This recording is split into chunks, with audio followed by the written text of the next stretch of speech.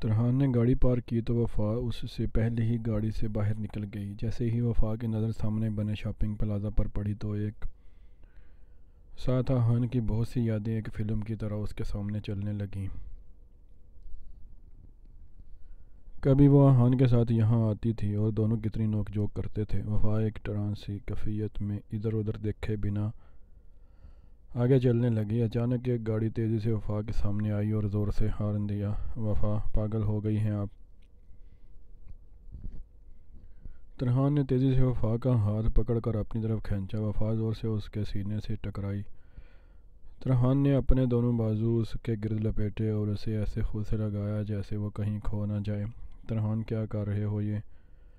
وفا نے ہوش میں آتے ہی خود کو ترحان سے الگ کیا۔ آپ کیا کر رہی ہیں یہ؟ ابھی اگر آپ کو کچھ ہو جاتا؟ یہ سوچ کر ہی ترحان کی دھڑکن رکنے لگی۔ وہ گہرا سانس لینے لگا۔ ہاں، کچھ نہیں ہوتا مجھے۔ اگر ہو بھی جاتا تو کیا؟ وفا نے لاپرواہی سے کہا۔ سنیں، یہ سوچ کر ہی دل بند ہو رہا ہے اور آپ کتنی آسانی سے یہ بات کر رہی ہیں۔ ترحان نے وفا کا ہاتھ سختی سے پکڑ کر اپنے دل پر رکھ کر کہا۔ ترحان، پلیز، لوگ دیکھ رہے ہیں، کیا کر رہے ہو؟ وفا نے جھجک کر اپنا ہاتھ ترحان کے ہاتھ سے نکالا۔ آس پاس کے لوگ واقعی ان دونوں کو مسکراتی نظروں سے دیکھ رہے تھے۔ ترحان نے گہرا سانس ہوا کے سپرد کیا۔ آپ نہیں سمجھیں گی۔ آئی ایم سوری اگر برا لگا تو۔ آئیں اندر چلیں۔ ترحان نے پھر سے وفا کا ہاتھ پکڑا۔ اب وہ اس کا ہاتھ چھوڑنے کا رسک نہیں لے سکتا تھا۔ وفا نے بھی فی الحال کوئی اعتراض نہ کیا۔ ترحان، یہ آج تم نے سب کے سامنے کیا حرکت کی تھی؟ مجھے بالکل اچھا نہیں لگا۔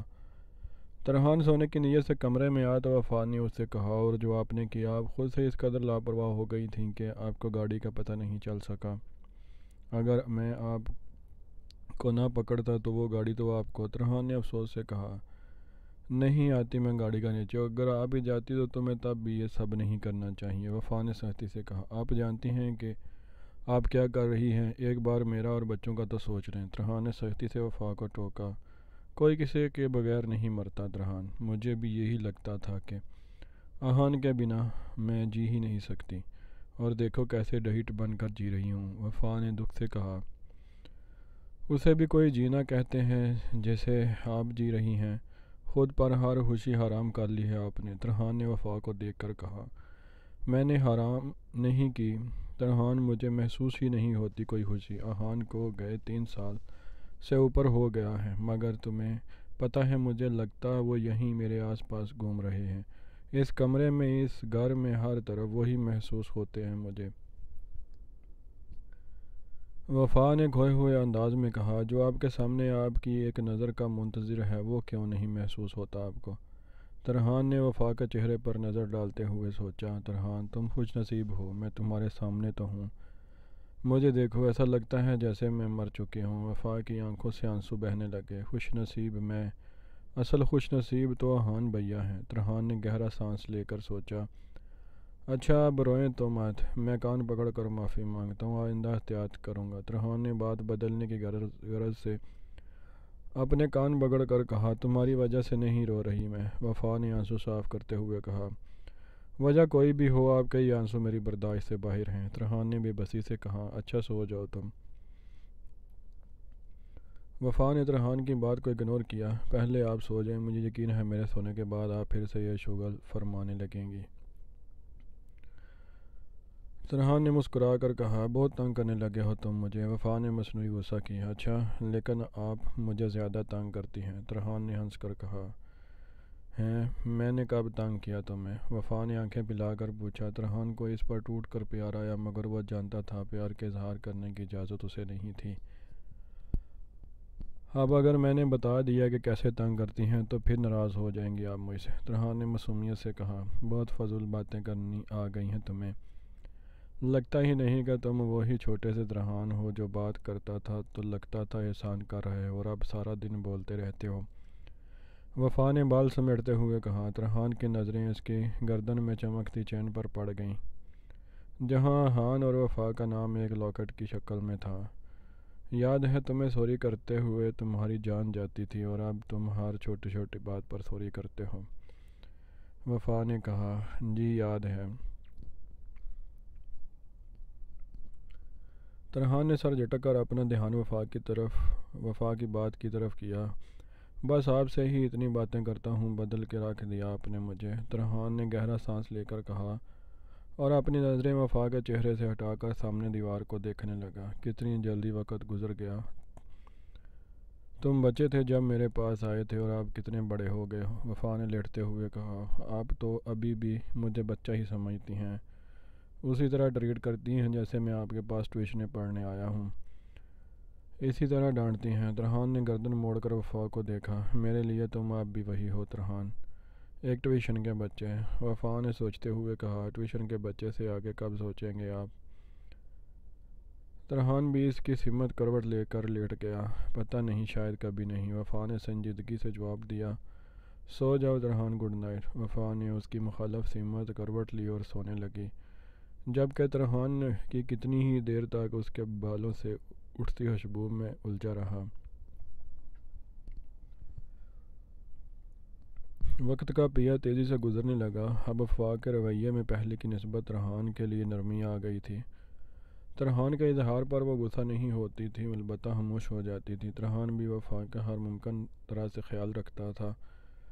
اس بار وفا کی سالگرہ پر ترحان نے اسے سرپرائز دینے کا سوچا۔ یار اتنا کچھ کرنے کی کیا ضرورت ہے، دیکھ لے، بہت خرچہ ہو جائے گا، عثمان نے ترحان کا پلان سن کر کہا۔ خرچے کی ٹینشن نہیں ہے، بس وفا خوش ہو جائے۔ تو بتانا نا کوئی اچھا زبردست ریسٹورنٹ، ترحان نے پوچھا۔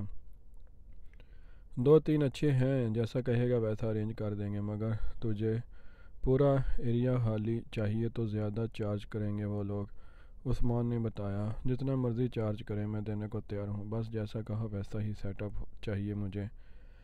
ہاں وہ تو ہو جائے گا یار، کیوں کر رہا ہے یہ سب کچھ؟ مجھے نہیں لگتا کہ مس وفا کو یہ سب چیزیں اٹریکٹ کرتی ہیں، عثمان نے الجھ کر پوچھا۔ انہوں نے ایک بار کہا تھا مجھے، ان کی فرسٹ برتھ ڈے تھی ہمارے گھر، احان بھیا کو کہا تھا کہ ان کا دل کرتا ہے کہ وہ ان کی برتھ ڈے اس طرح سیلیبریٹ کریں، بس اسی لیے میں کرنا چاہتا ہوں، وہ خوش ہوں گی، اور ان کی خوشی سے بڑھ کر میرے لیے تو اور کچھ نہیں ہے، ترحان نے دہیمے سے مسکرا کر کہا۔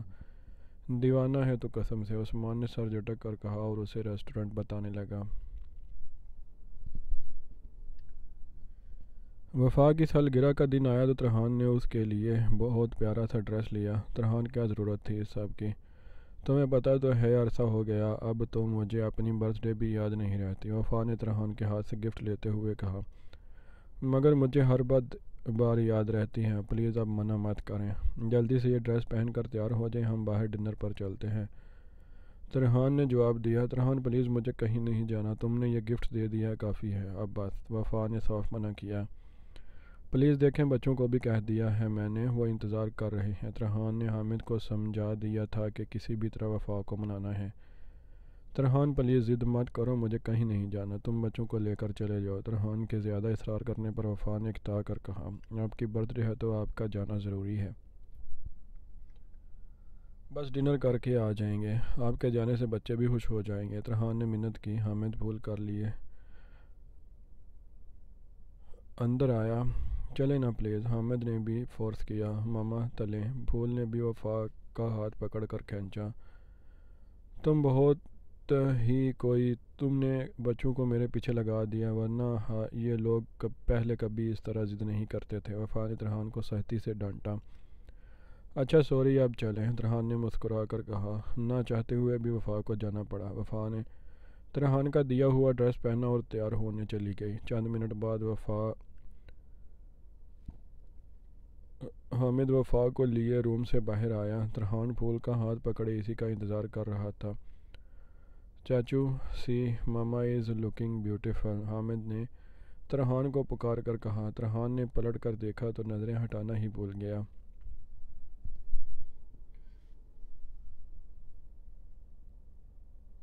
بظاہر تو وفا نے ہاستیاری نہیں کی، بس ترحان کا دیا ہوا ہلکے گلابی رنگ کا لباس پہنا تھا اور بہت ہی ہلکا میک اپ کیا تھا، مگر اسے دیکھ کر اکثر ترحان بھی سوچ میں پڑ جاتا تھا کہ وفا اتنی خوبصورت ہے یا اسے لگتی ہے۔ ماشاءاللہ میری بیٹی تو آج بہت اچھی لگ رہی ہے، سبین نے مسکرا کر وفا کو دیکھا۔ شکریہ آنٹی، آپ نہیں چلیں گی ہمارے ساتھ؟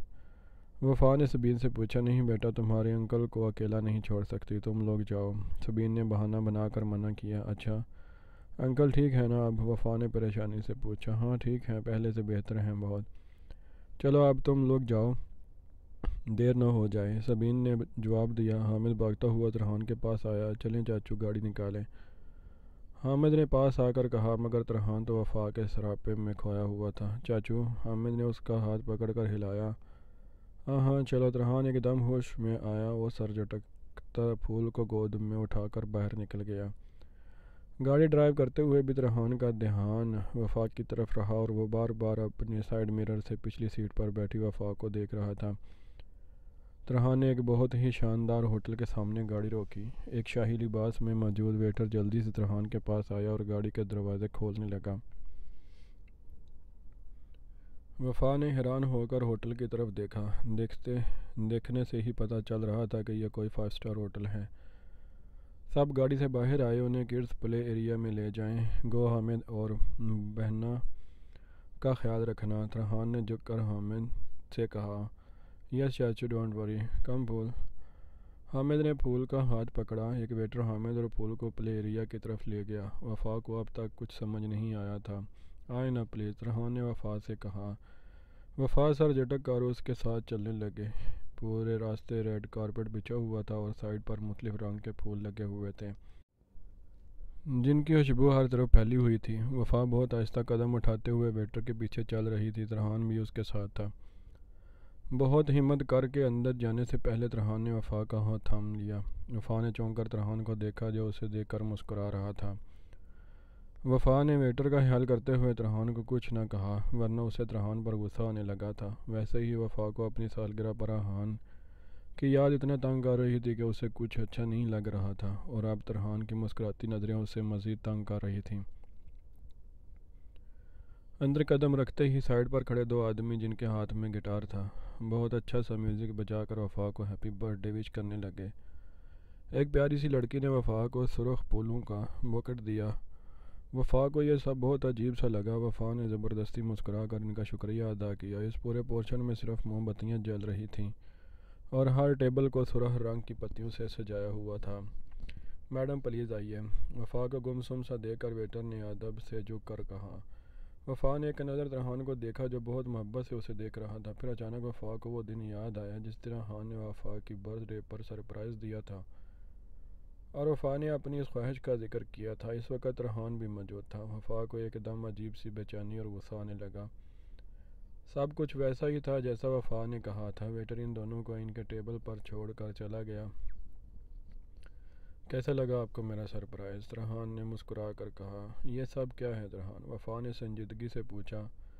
یہ وہی جو آپ کی خواہش تھی، یاد ہے آپ کو؟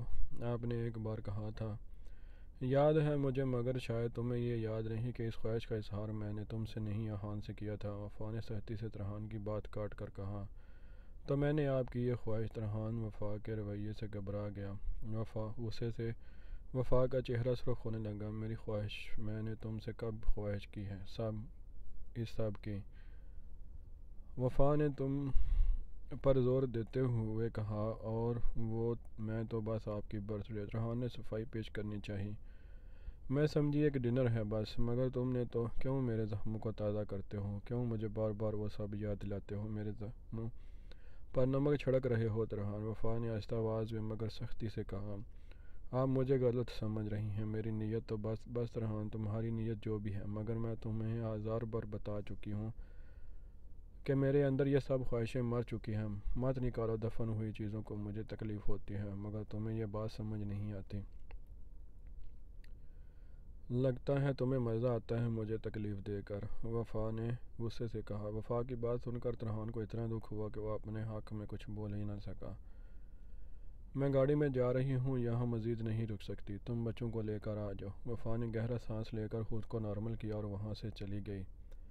ترحان چند لمحے اسی طرح کھڑا رہا۔ کتنی خوشی سے اس نے یہ سب ارینج کروایا تھا، مگر وفا کاؤنٹر پر موجود ویٹرز کو بھی صورتحال کا اندازہ ہو گیا۔ وہ لوگ آنکھوں میں آپس میں ایک دوسرے کو اشارے کرنے لگے۔ ہمت کر کے ایک ویٹر ترحان کے پاس آیا۔ سر، کیا ہم سے کوئی غلطی ہو گئی ہے جو میڈم؟ ویٹر نے پوچھا۔ ترحان نے اپنی جھکی نظریں اٹھا کر ویٹر کو دیکھا۔ ترحان کی آنکھیں حد درجہ سرخ ہو رہی تھیں، جیسے ابھی برسنا شروع ہو جائیں گی۔ نہیں، غلطی تو مجھ سے ہوئی ہے، ترحان نے بہت مشکل سے کہا۔ اسے لگا اس کے گلے میں کوئی گولا سا بن گیا ہو۔ سر کیسی باتیں کر رہے ہیں، آپ نے تو بہت خوشی سے یہ سب کروایا۔ ترحان کی حالت دیکھ کر ویٹر کو ترس آیا۔ یہ باقی payment, thanks for your service, ترحان نے گہرا سانس لے کر کہا۔ اٹس اوکے سر، آپ نے ڈنر بھی نہیں کیا، سو آپ یہ پیمنٹ رہنے دیں، ویٹر نے افسوس سے کہا۔ نو پلیز رکھ لیں۔ ترحان نے باقی پیسے ویٹر کو پکڑائے۔ پلیز بچوں کو لے آئیں۔ جی sir, thank you for coming sir, best of luck, waiter نے جواب دیا اور وہاں سے چلا گیا۔ چاچو اتنی جلدی کیوں جا رہے ہیں ہم لوگ؟ ابھی تو ڈنر بھی نہیں کیا، حامد نے اگلی سیٹ پر بیٹھتے ہوئے پوچھا۔ بس میری طبیعت خراب ہو رہی ہے، چلو گھر جا کر کچھ منگوا لیں گے ہم۔ ترحان نے اداسی سے مسکرا کر اسے تسلی دی۔ اوکے، بٹ ابھی تو ہم نے گیمز بھی نہیں کھیلے تھے، حامد نے مایوسی سے کہا۔ ترحان خاموشی سے گاڑی چلانے لگا۔ تمہیں مزہ آتا ہے مجھے تکلیف دے کر، بار وفا کے یہ الفاظ ترحان کو گونجتے ہوئے سنائی دینے لگے۔ اب تو شادی کو 2 سال ہونے والے تھے، مگر اب بھی وفا کے دل میں اس کے لیے کوئی نرم جذبہ نہیں جاگا تھا۔ وہ تو وفا کو تکلیف دینے کا سوچ بھی نہیں سکتا تھا، اور آج وہ سوچ رہا تھا کہ اس نے کب وفا کو تکلیف دی، جو اس نے اس پر الزام لگا دیا، مگر اسے ایسا کچھ یاد نہ آیا۔ اسے وفا کے لفظوں نے اتنی تکلیف دی کہ بہت روکنے کے باوجود بھی اس کی آنکھیں بھیگ گئیں۔ چاچو، وہاں ایک ہارس تھا۔ چاچو آپ رو رہے ہیں؟ ترحان کے چہرے پر آنسو چمکتے دیکھ کر حامد نے پوچھا۔